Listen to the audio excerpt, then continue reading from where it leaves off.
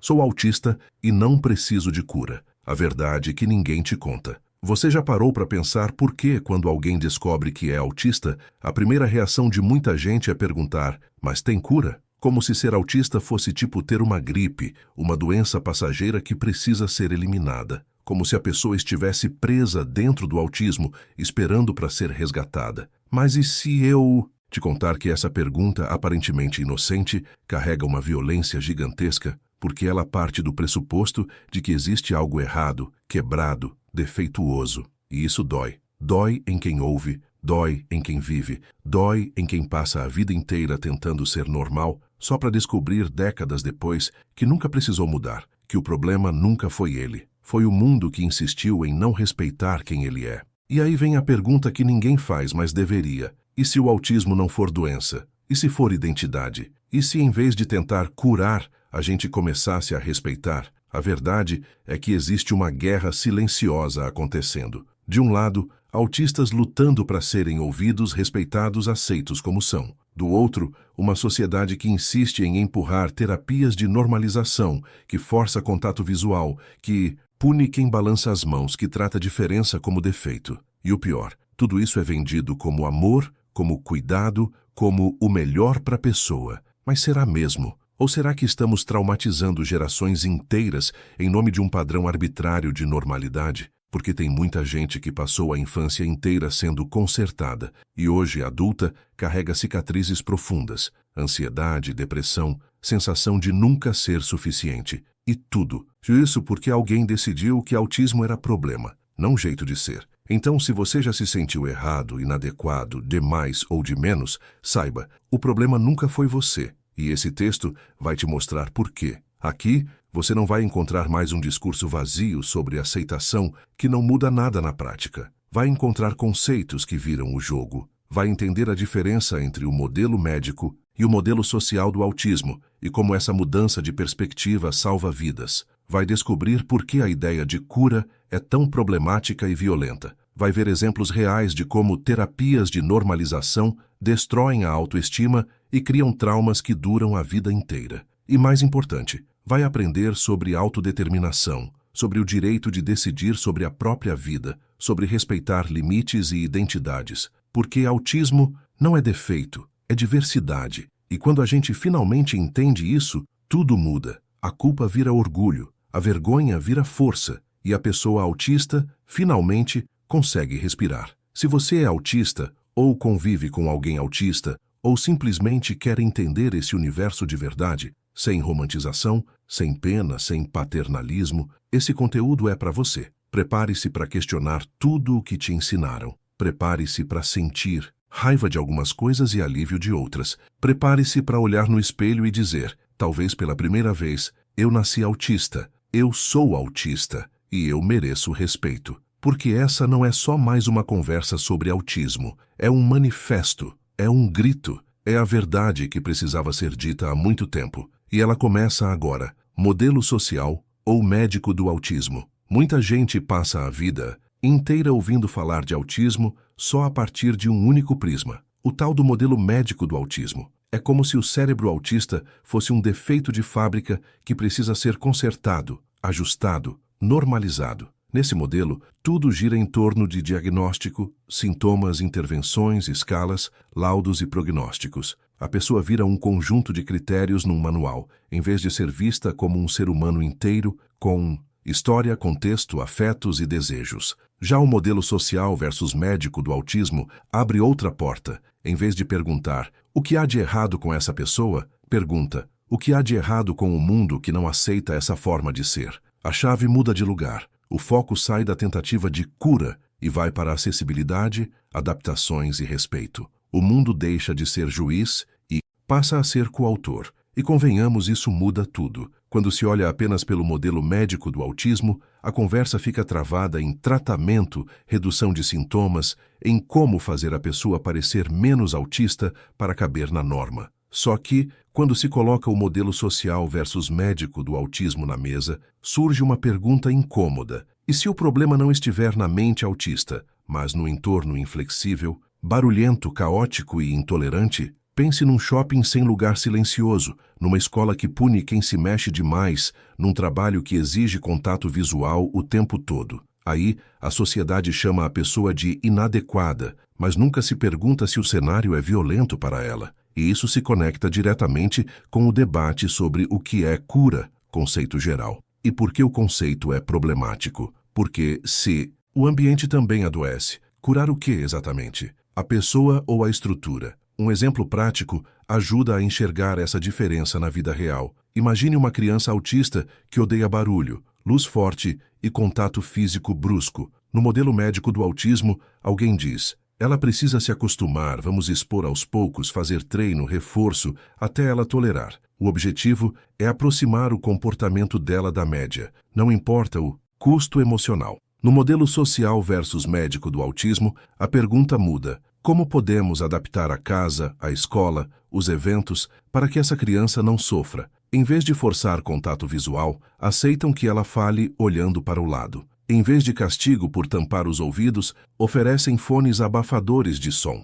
De repente, a palavra identidade aparece com força. Aquela criança não está quebrada. Ela tem um jeito próprio de existir. A sociedade é que precisa estudar mais autismo como identidade, não doença. Dá para aplicar isso no dia a dia de forma muito concreta. Um adulto autista, por exemplo, pode começar anotando em um caderno em quais situações o problema sou eu mesmo e em quais o problema é o contexto. Trânsito barulhento, escritório de planta aberta, reuniões longas sem pausas. Ao olhar com calma, muita coisa deixa de parecer falha pessoal e passa a ser um choque entre um cérebro autista e um ambiente hostil. Esse exercício fortalece a autodeterminação e respeito por si mesmo. Em vez de ficar se chamando de fraco, a pessoa passa a reivindicar adaptações. Pede luz mais baixa, propõe reuniões mais curtas, negocia trabalho remoto. E, no fundo, tudo isso abre espaço para discutir o que é cura,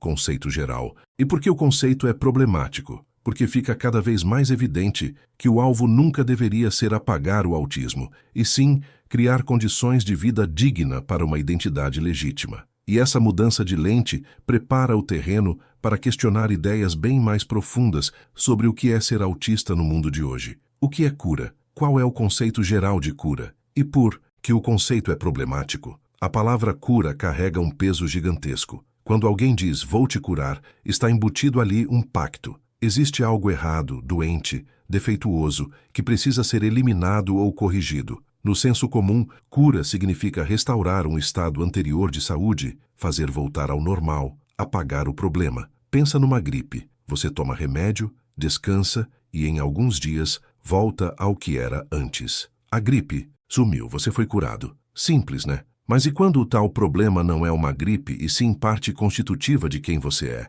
E se a condição em questão molda sua forma de pensar, sentir, perceber o mundo? Aí o conceito geral de cura começa a rachar, porque curar, nesse caso, não seria restaurar a saúde, seria apagar a identidade. E isso explica direto o que é cura, conceito geral. E por que o conceito é problemático? Quando você aplica a lógica da doença em algo que é modo de ser, você desumaniza a pessoa, transforma a diferença em defeito. Vamos pensar num exemplo bem concreto. Imagine um canhoto que, décadas atrás, era forçado a escrever com a mão direita. A sociedade entendia que ser canhoto era errado e queriam curar aquilo. Amarravam a mão esquerda, batiam na criança, faziam exercícios repetitivos até que ela aprendesse a usar a direita. Resultado? Traumas causados por terapias de normalização, gagueira, ansiedade, baixa autoestima. E para quê? Para encaixar num padrão arbitrário. Hoje a gente vê isso e pensa, que absurdo, ser canhoto não é doença.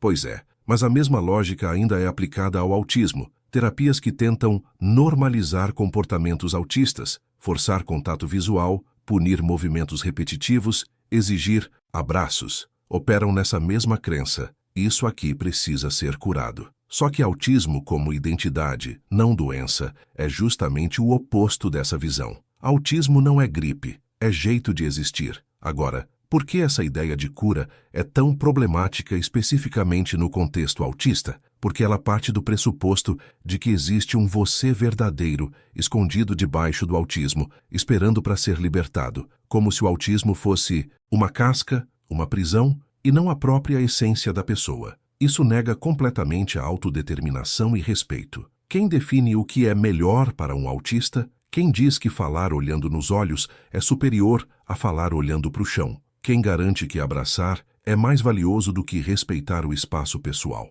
A resposta quase sempre vem de uma sociedade neurotípica que se considera o padrão ouro da existência. E aí, em nome da cura, autistas são submetidos a intervenções violentas que ignoram seus limites, suas dores, suas preferências. Traumas causados por terapias de normalização se acumulam. Ansiedade, depressão, TEPT, perda de confiança. E tudo isso porque alguém decidiu que autismo é doença, não identidade. Para entender melhor, pense no seguinte: se você pudesse tomar uma pílula que te transformasse em outra pessoa, com outros gostos, outros medos, outra forma de processar o mundo, você tomaria? Seria cura ou seria apagamento? Muitos autistas dizem que se tirassem o autismo deles, não sobraria nada, porque o autismo molda a forma como eles amam, criam, pensam, sentem. Não é um extra, é o alicerce. Então, o que é cura no conceito geral? E por que o conceito é problemático fica evidente. Porque aplicar esse conceito ao autismo é pedir que a pessoa deixe de ser quem é. E isso não é saúde, é violência simbólica. Claro que autistas merecem suporte, terapia, ajuda para lidar com ansiedade, sobrecarga sensorial, questões de comunicação. Mas isso não é curar autismo, é oferecer qualidade de vida respeitando a identidade. E essa distinção abre caminho para reconhecer o autismo não como falha, mas como uma das infinitas formas legítimas de ser humano. Autismo como identidade, não uma doença. Tem uma diferença gigante entre dizer eu tenho autismo e eu sou autista. Parece detalhe de gramática, mas não é. Quando você diz eu tenho, coloca o autismo como algo separado de você, tipo um objeto que carrega na mochila e pode, quem sabe, largar no chão um dia. Já quando diz eu sou, assume o autismo como parte indissociável da sua identidade, do seu jeito de estar no mundo. E é justamente aí que mora o pulo do gato. Autismo como identidade, não doença, muda totalmente a conversa. Porque, se autismo é identidade, então ele não precisa de cura. Precisa de respeito, de espaço, de reconhecimento. Do mesmo jeito que ninguém sai por aí tentando curar uma pessoa negra, gay ou canhota, porque são características legítimas da existência humana, o mesmo deveria valer para o autismo. Mas convenhamos, o mundo ainda patina nisso. Quando a sociedade insiste em tratar autismo como doença, ela automaticamente coloca o autista no lugar de paciente perpétuo. A pessoa passa a vida inteira sendo avaliada, medida, comparada com padrões neurotípicos. Cada comportamento vira sintoma. Cada interesse intenso vira obsessão patológica. Cada necessidade de rotina vira rigidez. E aí, em nome do modelo médico do autismo, a pessoa é empurrada para protocolos, terapias, intervenções que tentam moldar ela para caber na caixinha do normal. Só que isso ignora completamente a autodeterminação e respeito. Porque quem é autista não quer ser consertado, quer ser ouvido, compreendido, incluído. Quer que perguntem o que você precisa para se sentir confortável e não como a gente faz você parecer menos autista. Essa mudança de pergunta é revolucionária e ela só acontece quando se entende autismo como identidade, não doença. Vamos trazer isso para um exemplo bem prático. Imagina uma pessoa autista que adora falar sobre dinossauros. Ela sabe o nome científico de cada espécie, decorou épocas geológicas, monta réplicas, assiste documentários. Para ela isso é paixão, é alegria, é propósito. Mas, sob a ótica do modelo médico do autismo, vão dizer, isso é interesse restrito, precisa ampliar o repertório, fazer ela falar de outras coisas. E aí começam a cortar o assunto, a desviar, a punir quando ela insiste demais no tema. Resultado? A pessoa aprende que o que ela ama é errado, que sua identidade incomoda, que ela precisa esconder quem é para ser aceita. E isso gera traumas causados por terapias de normalização. Agora, se a abordagem for pelo modelo social versus médico do autismo, a conversa muda. Que legal que você gosta de dinossauros. Quer escrever um blog sobre isso? Quer ensinar outras crianças? De repente, o problema vira talento. A identidade é celebrada, não sufocada. Esse reconhecimento de autismo como identidade, não doença, também tem impacto profundo na saúde mental. Quando você cresce achando que é defeituoso, que nasceu errado, que seu jeito de ser é um fardo para os outros, isso corrói por dentro. Ansiedade, depressão, pensamentos suicidas, tudo isso é muito mais comum em autistas que foram ensinados a se odiar. Mas quando você descobre a comunidade autista, quando lê relatos de outras pessoas que pensam como você, quando entende que seu cérebro não é inferior, só diferente, algo se acomoda. Você percebe que o problema nunca foi você, foi a falta de espaço, de adaptação, de respeito. E aí vem a força da autodeterminação e respeito. Você para de pedir desculpas por existir e começa a exigir o que precisa. Fones de ouvido? Direito seu. Evitar abraços? Legítimo. Comunicação por texto em vez de voz? Válido. Porque identidade não se negocia. E quando o autismo é visto como identidade, a pessoa finalmente consegue respirar. E essa respiração abre espaço para olhar com mais cuidado os estragos que foram feitos ao longo dos anos em nome de uma falsa normalização. Traumas causados por terapias de normalização. Tem um tipo de violência que não deixa marca no corpo, mas destrói por dentro. É aquela que te ensina desde cedo que você está errado, que seu jeito de ser incomoda, que você precisa mudar, se adaptar, se esconder. E o pior, essa violência muitas vezes vem disfarçada de ajuda, de terapia, de amor. São as chamadas terapias de normalização. Práticas que tentam fazer o autista parecer o mais neurotípico possível, custe o que custar. Forçam contato visual, punem movimentos repetitivos, como balançar as mãos, que muitos autistas usam para se acalmar. Exigem abraços e toques mesmo quando a pessoa claramente se incomoda. O objetivo? Fazer a criança ou o adulto autista caber no padrão. Só que o preço disso é altíssimo. Porque traumas causados por terapias de normalização não somem com o tempo. Eles ficam, se acumulam, viram ansiedade crônica, depressão, síndrome do pânico, TEPT. E tudo isso porque alguém decidiu que autismo como identidade, não doença, não era uma verdade válida. Essas práticas se baseiam no modelo médico do autismo, aquele que vê a pessoa como quebrada e que precisa ser consertada. Um dos métodos mais conhecidos é o ABA, Análise do Comportamento, aplicada, que em suas versões mais antigas e radicais usava reforço e punição para moldar comportamentos. Se a criança evitava contato visual, era corrigida repetidamente até obedecer. Se fazia movimentos de autoestimulação, chamados de stims, era impedida. Se não abraçava, era ensinada a abraçar, mesmo que aquilo causasse desconforto físico e emocional. E sabe o que acontece com uma criança que aprende que suas reações naturais são erradas? Ela aprende a se odiar, aprende a reprimir, aprende a mascarar quem realmente é para sobreviver. Esse fenômeno tem até nome, masking, e ele é exaustivo, doloroso, insustentável, porque fingir ser outra pessoa 24 horas por dia esgota qualquer um. E isso conecta direto com a falta de autodeterminação e respeito. Ninguém perguntou para a criança se ela queria mudar. Simplesmente decidiram por ela. Vamos ver um exemplo real. Tem relatos de adultos autistas que passaram por essas terapias na infância e décadas depois ainda carregam as cicatrizes. Uma mulher autista, por exemplo, contou que foi forçada a olhar nos olhos durante toda a infância.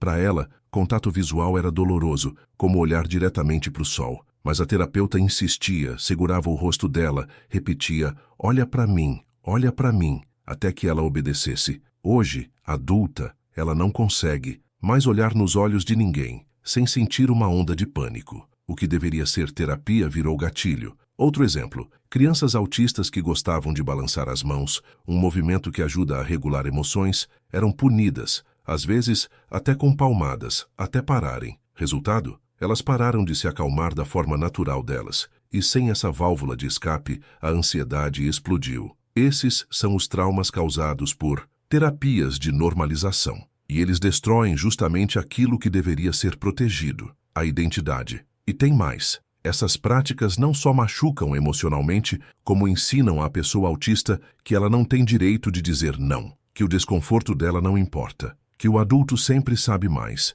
Isso cria um terreno perigoso, porque uma criança que aprende a ignorar os próprios limites fica vulnerável a abusos futuros. Se ela foi ensinada que precisa abraçar mesmo sem querer, como vai aprender a dizer não em outras situações? Se foi treinada a esconder o desconforto, como vai pedir ajuda quando precisar? O modelo social versus médico do autismo questiona exatamente isso. Em vez de forçar a pessoa a mudar, por que não mudar o ambiente? Em vez de punir o STEAM, por que não entender que ele é funcional? Em vez de exigir contato visual, por que não aceitar que alguém pode te ouvir perfeitamente bem olhando para o lado? Essas perguntas, simples e diretas, mudam tudo, porque colocam o respeito no centro. E quando o respeito volta, os traumas param de se acumular. E aí surge espaço para algo que deveria ser óbvio, mas ainda é revolucionário. Deixar que a pessoa autista decida sobre sua própria vida. Autodeterminação e respeito.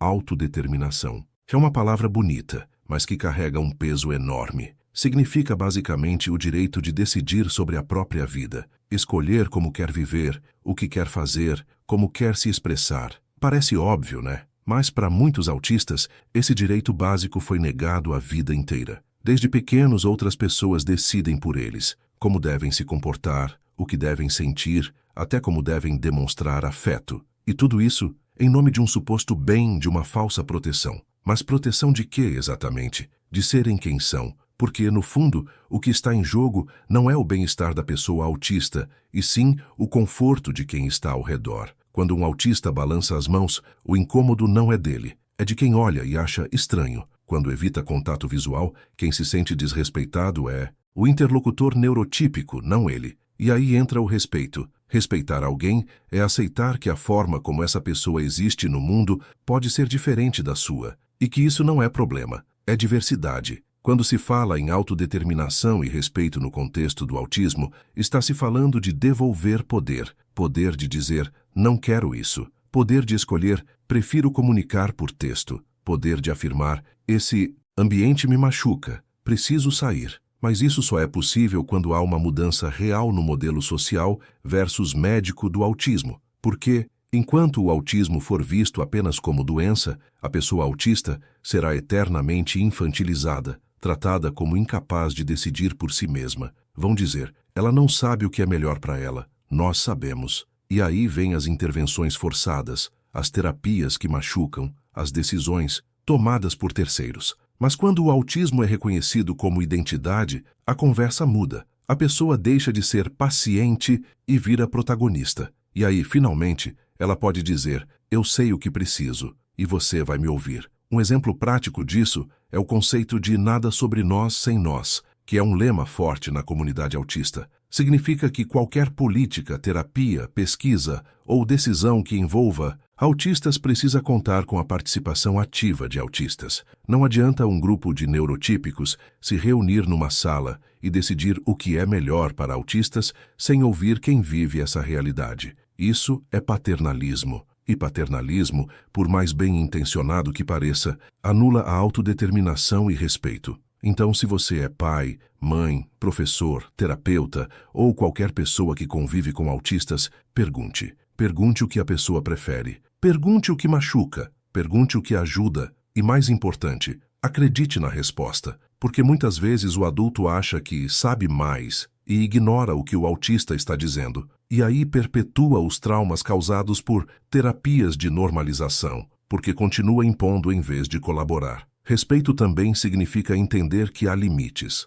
Limites sensoriais, emocionais, sociais. E que esses limites não são frescura, são reais. Um autista que diz, não aguento barulho, não está exagerando. O sistema nervoso dele processa som de forma diferente, e o que para você é música ambiente, para ele pode ser tortura. Um autista que evita multidões não é antissocial. Ele está protegendo a própria saúde mental, porque ambientes caóticos geram sobrecarga, e sobrecarga, quando ignorada, vira crise, colapso, shutdown. Então, respeitar é adaptar, é baixar o volume, é oferecer pausas, é aceitar que não é uma resposta completa. E isso fortalece a identidade da pessoa, porque ela percebe que tem direito de existir do jeito que é, sem precisar se mudar para agradar ninguém. Esse tipo de respeito, simples e direto, faz toda a diferença. E quando ele se torna regra, não exceção, o autista finalmente consegue respirar, construir, viver. E aí, fortalecido e respeitado, ele pode olhar para trás e entender o caminho que percorreu até chegar a esse lugar de paz consigo mesmo. Então, chegamos até aqui. E agora? Agora vem a parte que realmente importa. O que você vai fazer com tudo isso que acabou de aprender? Porque informação sem ação não muda nada. Você pode fechar essa aba, voltar para o automático e continuar vivendo como se nada tivesse acontecido. Ou pode decidir que, a partir de hoje, as coisas vão ser diferentes. Que você vai parar de se desculpar por existir. Que vai começar a exigir respeito, adaptações, espaço. Que vai olhar no espelho e dizer: eu sou autista e isso não é um problema. É identidade, é quem eu sou. E se você convive com alguém autista, seja filho, amigo, aluno, parceiro, a pergunta é ainda mais direta. Você vai continuar tentando consertar ou vai finalmente começar a respeitar? Pensa comigo. Quantas vezes você já se forçou a fazer algo que te machucava só para parecer normal? Quantas vezes escondeu quem você realmente é com medo de ser rejeitado?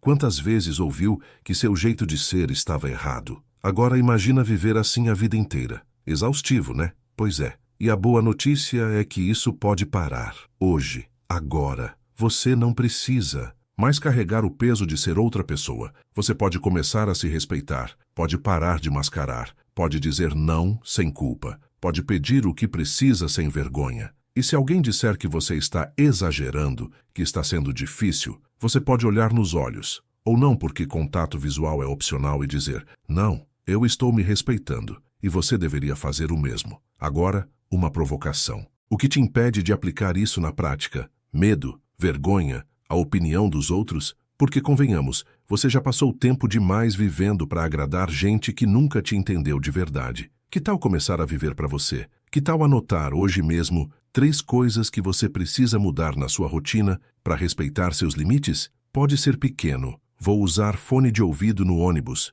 Vou pedir pausas na reunião. Vou parar de forçar abraços. Pequenas mudanças criam grandes revoluções, e a sua revolução começa quando você decide que sua identidade importa, que seu bem-estar importa, que você importa. Então, vai ficar aí parado ou vai dar o primeiro passo? E para finalizar, se esse conteúdo fez sentido para você, se mexeu com alguma coisa dentro de você, não guarda só para si. Compartilha. Comenta aqui embaixo. Você é autista? Conhece alguém autista? O que mais te impactou nesse vídeo? Vamos criar uma rede de apoio, de troca, de respeito mútuo. E claro, se inscreve no canal e ativa o sininho para continuar aprendendo sobre autismo, neurodiversidade, autodeterminação e tudo mais que realmente importa. Porque esse é só o começo. Tem muito mais conteúdo vindo por aí. E você não vai querer ficar de fora dessa conversa. Nos vemos no próximo vídeo. E lembra, você nasceu autista. Você é autista. E você merece todo o respeito do mundo.